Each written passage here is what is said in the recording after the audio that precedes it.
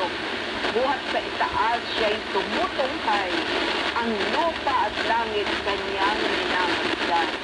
Mula sa alabok, ang mga mahirap sa pagkanugani ay itinataas. Sa mga prinsipe ay itinangkangat. Nagiging prinsipe ang mga lingkod niya. Ang babaeng baog, pinagpapala niya, pinapag-aanak para lumikaya. Purihin si Yahweh. Purihin po ang Diyos. Purihin ang amang makapangyarihan sa lahat. At tayo po ay mananalangin.